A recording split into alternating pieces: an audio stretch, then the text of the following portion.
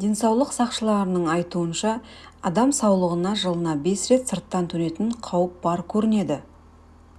Әңгіме маусым ауысуы жайында. Соның ең алғашқысы наурыз айындағы құбылмалы ауа райы.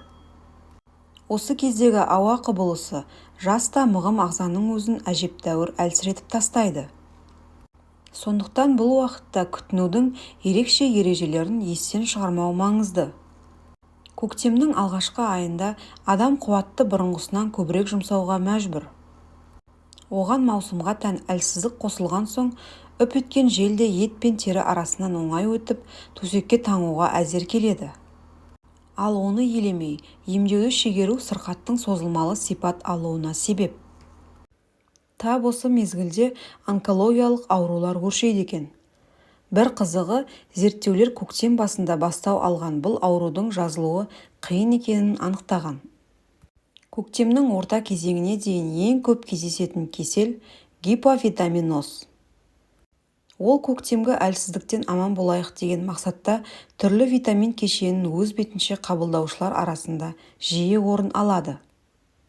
Себебі ағзадағы тепе-теңдік сақталмайды, яғни қандай да бір витамин шамадан тыс артық, ал келесісі кем болуынан осы кесел бас көтереді. Сондықтан мұндай витаминдерді міндетті түрде медициналық тексеруден өтіп, дәрігер кеңесімен ғана қабылдау керек.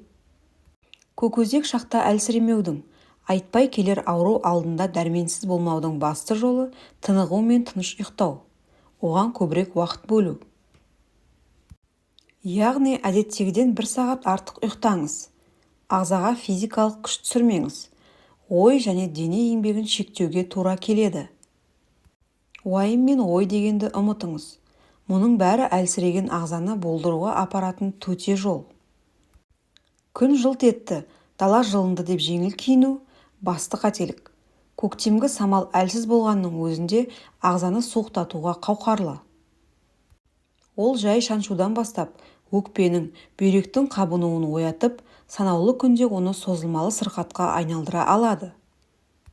Бұл кездегі ағзаны торлаған суықтан арылу да оңай емес. Салқын су ішуде тап осындай қауіп әкеледі. Ол асқазанды тітіркендіреді, тамақты қабындырып, ішектерге де суық тиюі ықтимал. Ал тісінде ақау бар адам салқын су ішсе, ондағы жүйке талшықтарын суықтататыны анық. Статистика бойынша, бір жақ беті тартылып, қисайып қалатындардың көпшілігі көктемде салқын су ішіп, балмұздақ жейтіндер екен. Бұл кезде табаннан өткен суықтың да жазылуы қиын, ал асқынуы өте тез.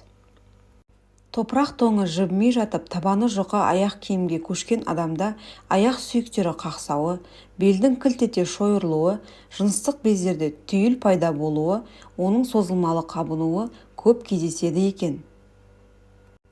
Міне, осы себептерге байланысты көктем келді, күн жылынды деп ауа райының салқын лебіне қарамай жұқа, желең киінуге болмайды.